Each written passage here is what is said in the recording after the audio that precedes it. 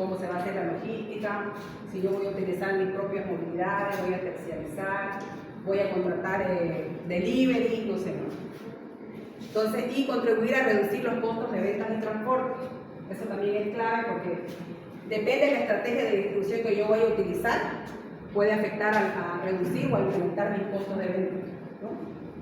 Hay empresas, por ejemplo, que traen productos, imagínense que traen productos de la China, nos traen un contenedor de cristalería de la China. Entonces, esa persona que trae toda esa importación, quizás como estrategia de su negocio no le interesa la parte de hacer todo el tema de la venta y tener que ir a hacer las entregas. Entonces, ¿qué hace? Busca un distribuidor o un subdistribuidor que haga ese trabajo. Él tiene un margen menor, pero se ahorra todo el tema del costo de hacer toda la parte de la distribución.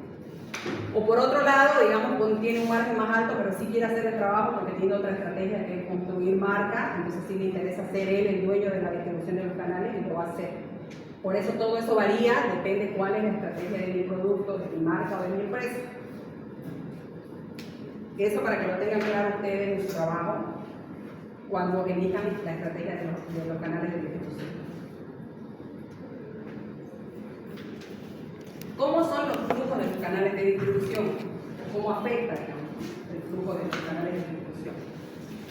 Tenemos primero el flujo de la información. ¿A qué se refiere esto?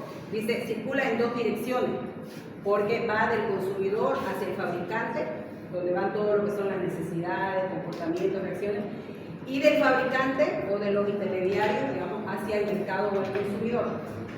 ¿Ya? ¿Qué quiere decir esto? Del consumidor hacia el fabricante, que es toda la información relevante de cómo la gente está percibiendo el producto que yo estoy comercializando. Por ejemplo, si ustedes compran mi lapicero, pueden decir, no, que escribe muy delgadito, debería ser más grande, es muy chico, o está muy caro, porque toda esa información vuelve. O sea, el flujo de la información es de ida y vuelta porque viene del consumidor hacia el fabricante. Del consumidor hacia el fabricante para poder retroalimentarse y hacer las mejoras que corresponden, ¿no? En la mayoría de las empresas, toda la parte de lo que es producto, o sea, cuando del lapicero, por ejemplo, normalmente lo maneja marketing, pero toda la parte de venta, toda la parte de distribución son los que alimentan toda esa información para que el marketing pueda como entender lo que quiere el consumidor y ir mejorando los productos. Por eso que se van haciendo los lanzamientos, cambios, se lanzan nuevos productos, precisamente por ese flujo de la información. Porque cuando uno lanza un producto va viendo la retroalimentación y la retroalimentación se hace a través de los canales de distribución. Eso también es importante. Y por el otro lado, del fabricante hacia el mercado o hacia sus consumidores también, porque ahí es cuando comunican los precios, las promociones, los beneficios del producto, las ofertas. Por eso es que se dice que es un flujo de ida y vuelta. Esta primera parte, por ejemplo, seguramente que no la van a poner en el trabajo, porque no es relevante que ustedes me digan, yo he vendido una empresa que va a vender chocolate y la voy a comercializar a través de venta directa, y mi flujo de información sí es de ida y vuelta, porque en realidad yo sé que la mayoría, todas las empresas tienen el flujo de información. Entonces esto es más conceptual, que sí puede ser una pregunta de examen, por ejemplo, pero no necesito que lo pongan en el trabajo porque es sobreentendido. Luego tenemos el flujo de propiedad, en el caso de los flujos, de los que intervienen a los canales de distribución. Tenemos el flujo de propiedad, que este sí circula en un solo sentido. No es de ida y vuelta como el otro, ¿no? Va solamente del fabricante al consumidor, porque hace un cambio de propiedad del producto que se distribuye, porque la mercancía va pasando de un nivel a otro y no retorna. Es decir, cuando yo vendo mi lapicero, se lo voy a vender a la librería, y la librería se vuelve dueña de ese lapicero. Por eso se llama flujo de propiedad. O sea, cuando yo se lo vendí, esa señora que me pagó por los lapiceros ya es el dueño. Entonces ya la propiedad cambia a ese canal. Cuando de ella lo pasa, digamos, al cliente final, el dueño ya es el cliente final, entonces el cambio de propiedad va en una sola dirección, porque no vuelve. A eso se refiere el flujo de propiedad.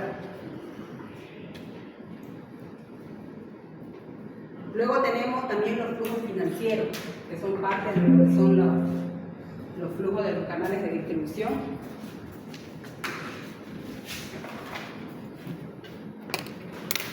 sirve ese canal? Sí, ¿verdad? Así. Sí.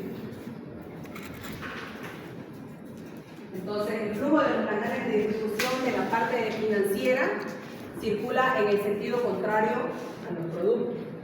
¿Qué quiere decir esto? Que va del consumidor hacia el fabricante. ¿Por qué creen que le digo yo esto? Piensen y por qué creen que este flujo es así. ¿Por qué va al sentido contrario de propiedad? ¿Es por la retribución económica?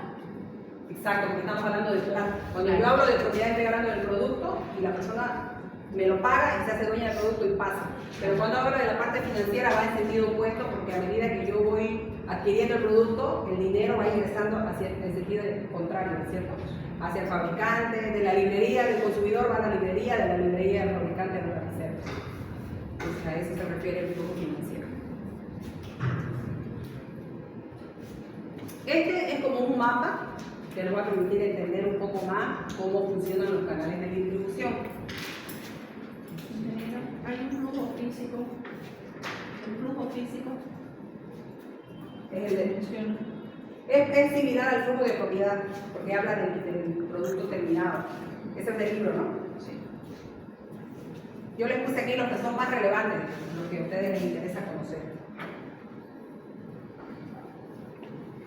Ok, aquí en la parte de lo que son la estructura de los canales de distribución, para que vean, digamos, en este mapa cómo funciona cuando yo voy a producir un producto, voy desde la materia prima, ¿no?, que yo compro, hacia los proveedores, de los proveedores va hacia la fábrica y de las fábricas hacia los centros de distribución. Y de aquí, del centro de distribución, ya tiene que llegar hasta el consumidor final. Entonces, el producto ya terminado de aquí tiene un viaje hasta llegar al consumidor final. Eso es lo que estamos hablando, todo lo que es el flujo de distribución. Ahora, hay algunas empresas, bueno, la mayoría de las empresas, quizás ustedes que trabajan en empresas o algo, normalmente conocemos desde aquí, ¿no? Porque es la empresa que lo representa y ya lo tiene en sus almacenes, o es la empresa que lo fabrica y ya lo tiene en sus almacenes también. Y de aquí es todo el camino que hace, que lo que ustedes van a ver en el trabajo va a ser de aquí para allá. Lo de aquí a mí no es relevante de dónde vienen las materias primas de su producto, quiénes son sus proveedores, digamos, no es relevante para el trabajo. ¿Ya? Entonces, hay algunas empresas que tienen como su fábrica, digamos, en un lugar y ese mismo lugar es su centro de distribución. Acá en el mapa se ve separado, pero eso no quiere decir que en la vida real siempre sea así. Hay empresas que tienen su fábrica y en el mismo lugar es su centro de distribución, entonces de ahí mismo parte el producto y empieza el viaje para llegar al consumidor final. Entonces vamos a imaginar que desde aquí es donde parte todo lo que son los canales de distribución que ustedes van a ver en el trabajo. Entonces si se fijan, como en la primera parte están lo que son los distribuidores. Conceptualmente ahorita vamos a ver quiénes son los distribuidores. Están primero los distribuidores, después tenemos los mayoristas, después están los minoristas y por último llega al cliente final, ¿no?, del consumidor final. Entonces, estos son los canales que viaja un producto dependiendo de la estrategia que tenga la empresa. ¿Qué pasa si yo de aquí directamente voy a llegar al consumidor final y no voy a usar ninguno de estos canales de distribución? ¿Se puede?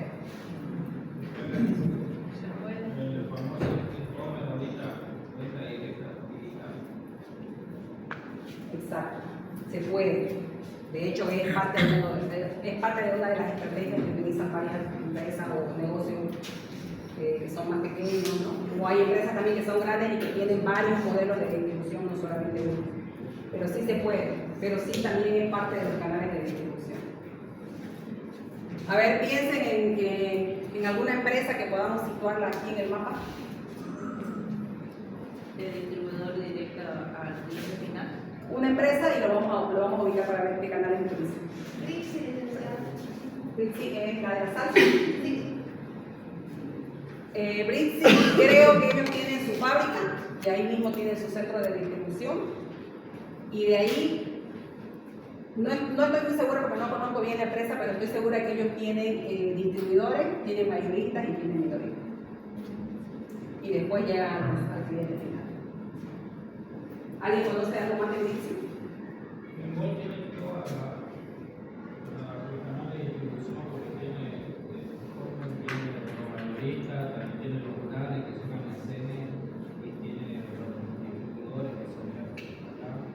Exacto. Por ejemplo, hay un almacén, hay otra directa de alta del norte. Entonces, se produce acá y tiene su almacén acá. Ellos tienen, en Wall, por ejemplo, tiene la fábrica y tiene el centro de distribución también, ¿no es cierto? Y de ahí van a los mayoristas, distribuidores. ¿Los distribuidores también tienen? Distribuidores, en este caso, los distribuidores serían los locales, ¿no? Tenían Los que son de provincia. Sí, provincia, Sí. Hay varias empresas que utilizan de manera estratégica solo distribuidores y el distribuidor, o sea, esta empresa le vende, ahorita no se me ocurre a alguien, pero yo como fabricante le vendo a él y aquí acaba mi negocio. A mí me interesa que él me pague rápido, mi plata al contado y yo me dedico solamente a producir. Y de aquí ya no me interesa cómo llega hasta aquí, entonces yo aquí le vendo a él, él es mi cliente, con él soy fiel, todo y acá acaba mi negocio.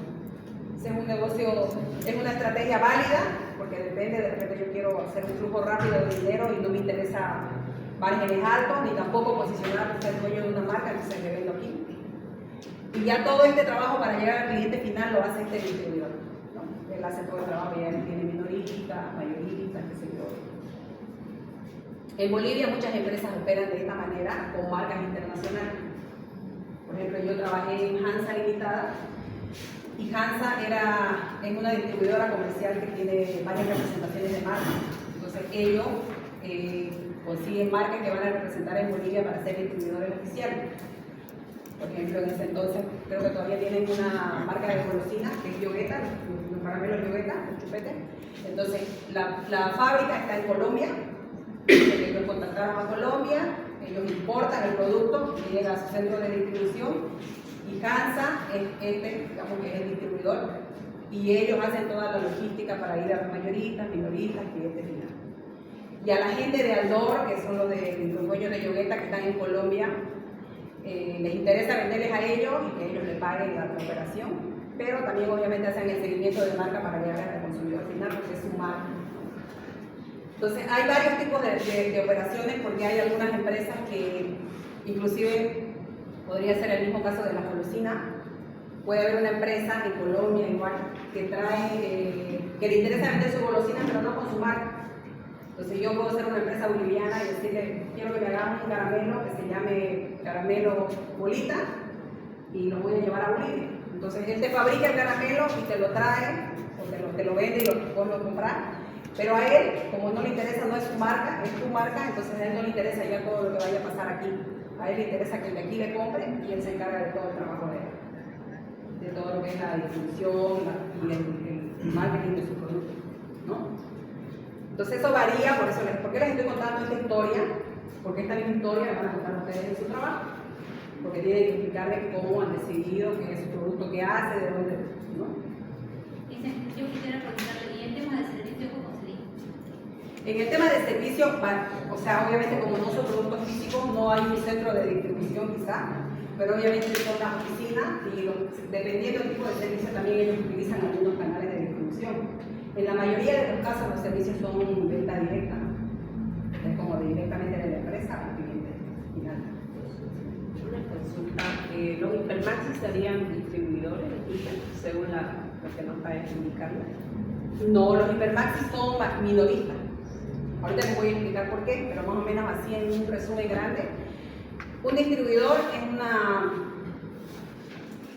es un tipo o un modelo de negocio que tiene compras al por mayor y que normalmente tiene camiones y tiene toda una operación logística. O sea, tiene vendedores, tiene camiones, tiene todo el equipo para poder llegar a todos estos otros canales. Después vienen los mayoristas, y normalmente el mayorista también compra al por mayor, ¿no? Pero la diferencia entre un distribuidor y un mayorista es que normalmente el mayorista no se mueve de su negocio, pero sí tiene compras al por mayor y sí tiene precios diferenciados si uno compra en grandes cantidades o en pequeñas cantidades. El punto de venta es fijo, mayorista. ¿Perdón? El punto de venta es fijo a diferencia de un distribuidor, si la tiene personal que va y se atiende. Exacto.